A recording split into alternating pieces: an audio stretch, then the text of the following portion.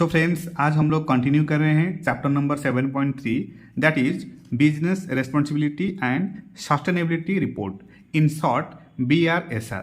ये section E recent development in financial reporting का chapter number 7.3 है, business responsibility and sustainability report BRSR। And ये topic examination point of view के लिए बहुत इंपॉर्टेंट है। इस चैप्टर के अंदर 9 important principles इन्वॉल्व हैं and each and every principles is very important for examination purpose. कहीं से भी शॉर्ट नोट्स आ सकता है, राइट यहाँ पर दिया गया है ऑल द प्रिंसिपल्स 1 2 3 4 5 6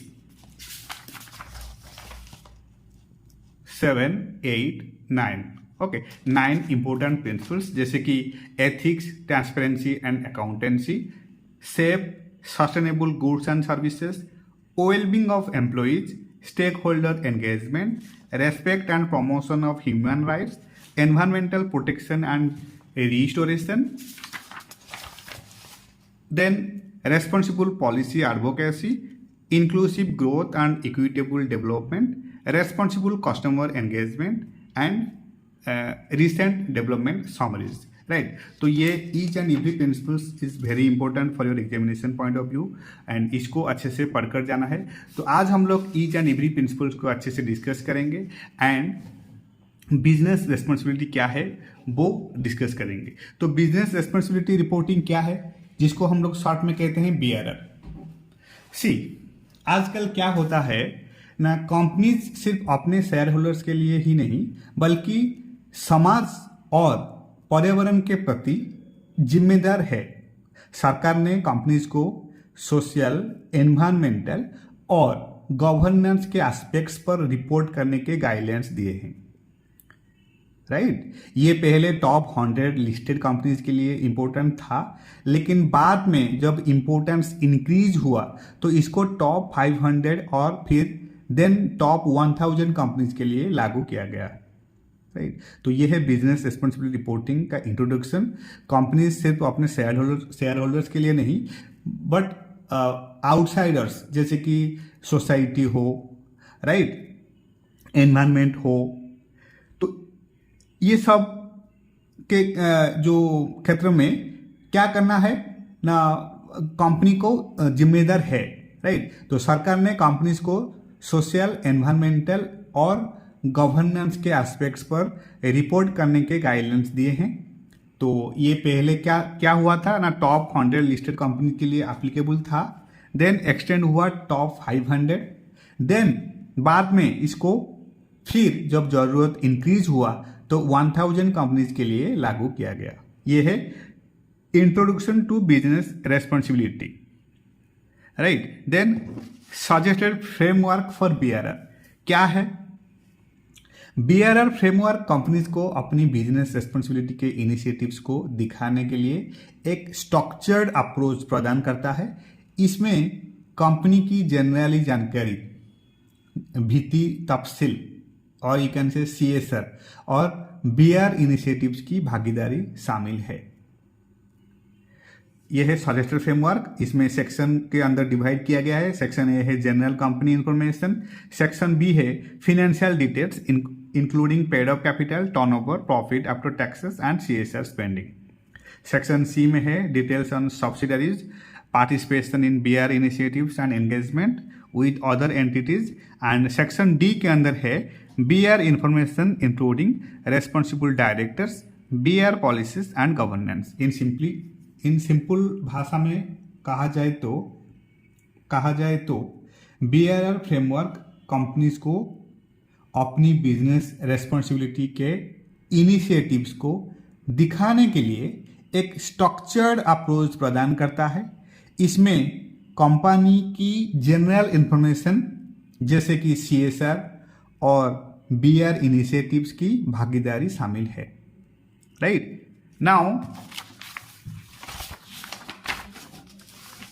नाउ आते हैं की points. BRR aims to demonstrate companies' initiatives in environmental, social, and governance areas. Reporting format standardized by SEBI includes sections on company information, financials, governance, and performance against NBGs. Companies required to report annually with top 1000 listed entities mandated to submit BRR. Compliance demonstrates commitment to sustainable business practices and accountability to stakeholders. क्या है की points? BRR का मकसद companies के initiatives को पर्यावरण, सामाजिक और गवर्नेंस के क्षेत्रों में दिखाना है। सेबी ने रिपोर्टिंग फॉर्मेट को स्टैंडर्डाइज किया है जो एनुअल रिपोर्ट को कंसिस्टेंट बनाता है। कंपनीज को हर साल रिपोर्ट करना होता है और टॉप 1000 लिस्टेड कंपनीज को ये रिपोर्ट जमा करने का रिस्पॉन्सिबिलिटी दिया गया है। ये है मेन पॉइंट्स।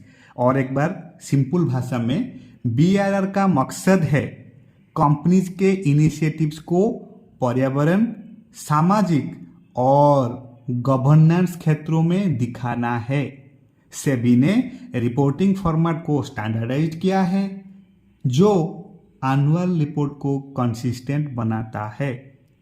कंपनीज को हर साल रिपोर्ट करना होता है और टॉप 1000 लिस्टेड कंपनीज को ये रिपोर्ट जमा करने का रिस्पॉन्सिबिलिटी दिया गया है। राइट, ये सब लिखा गया है की पॉइंट्स के अंदर, जो कि बहुत इंपॉर्टेंट है एंड इसमें एग्जाम में कहीं से भी MCQ आ सकता है।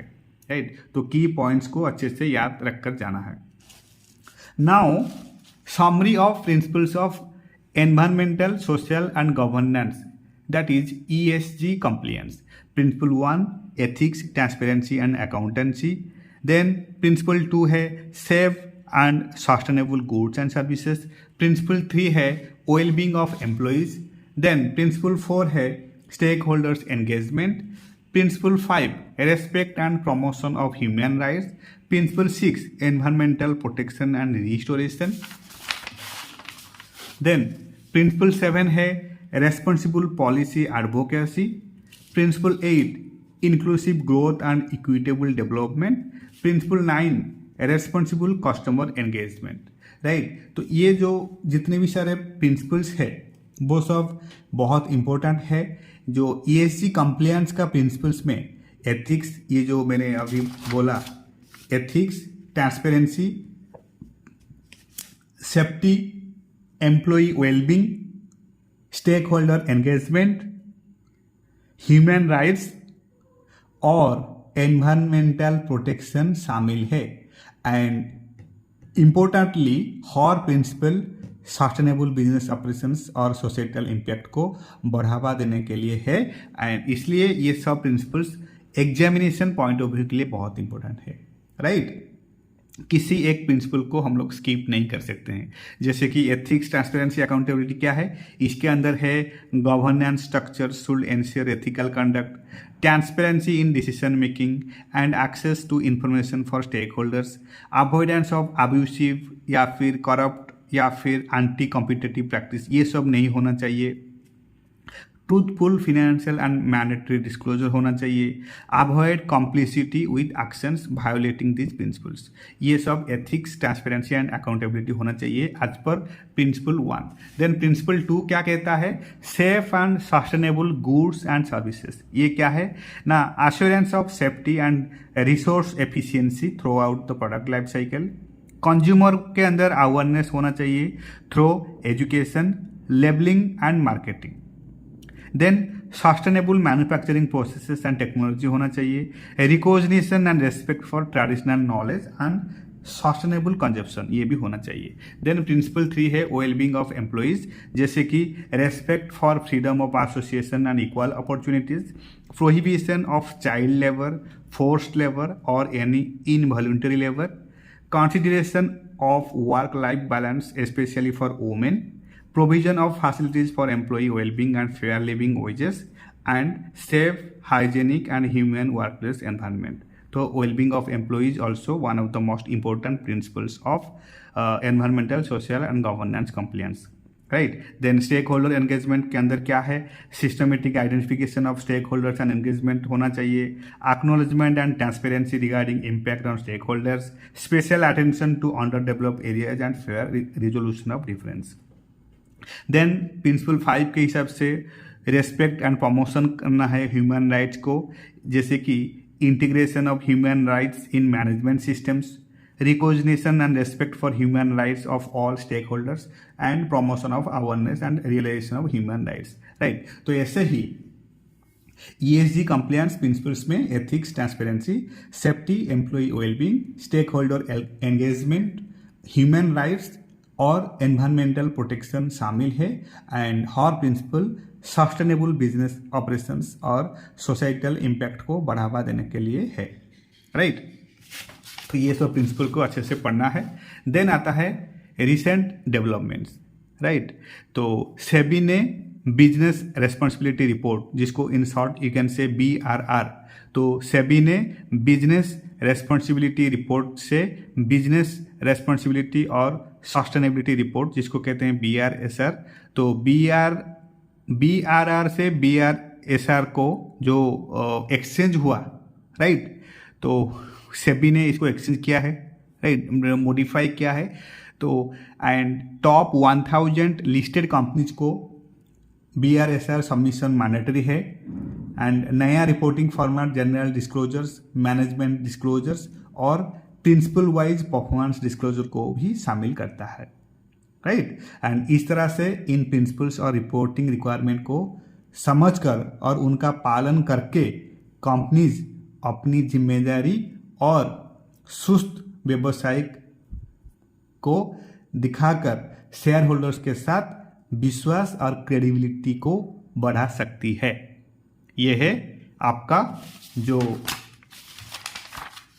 Business responsibility and sustainability report BRSR।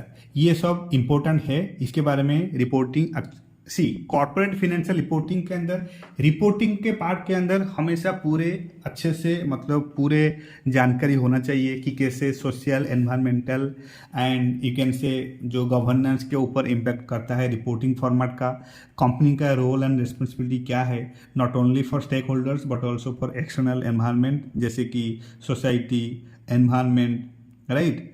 तो ये सब के क्षेत्रों में रिपोर्टिंग का क्या क्या इम्पोर्टेंस है। तो बिजनेस रेस्पॉन्सिबिलिटी रिपोर्टिंग क्या है ना, कंपनीज सिर्फ अपने शेयर होल्डर्स के लिए ही नहीं बल्कि सामाजिक और पर्यावरण के प्रति भी जिम्मेदारी है। एंड सरकार ने कंपनीज को सोशल, एनवायरमेंटल और गवर्नेंस के एस्पेक्ट्स पर रिपोर्ट करने के गाइडलाइंस दिए हैं। ये पहले टॉप 100 लिस्टेड कंपनीज के लिए था, लेकिन बाद में इसको टॉप 500 और फिर टॉप 1000 कंपनीज के लिए लागू किया गया, राइट। एंड BRR का फ्रेमवर्क क्या है, मैंने ऑलरेडी डिस्कस किया हूँ। BRR फ्रेमवर्क कंपनीज को अपनी बिजनेस रेस्पॉन्सिबिलिटीज के इनिशिएटिव्स को दिखाने के लिए एक स्ट्रक्चर्ड अप्रोच प्रदान करता है। इसमें कंपनी की जनरल जानकारी जैसे कि कॉर्पोरेट सोशल रेस्पॉन्सिबिलिटीज और BR इनिशिएटिव्स की भागीदारी शामिल है। एंड BRR का मकसद है कंपनीज के इनिशिएटिव्स को पर्यावरण, सामाजिक और गवर्नेंस के क्षेत्रों में दिखाना है। एंड सेबी ने रिपोर्टिंग फॉर्मेट को स्टैंडर्डाइज किया है जो एनुअल रिपोर्ट को कंसिस्टेंट बनाता है। कंपनीज को हर साल रिपोर्ट करना होता है और टॉप 1000 लिस्टेड कंपनीज को ये रिपोर्ट जमा करना अनिवार्य है या फिर पूरे मतलब क्या है रेस्पॉन्सिबल है, राइट, वो 1000 लिस्टेड कंपनीज। तो ये सब BRSR के अंदर है। ये topic examination point of view के लिए बहुत इंपॉर्टेंट है, इस टॉपिक को अच्छे से पढ़कर जाना है, right. So this is it all about BRSR and thank you so much for your time, thank you so much for your support and happy studying.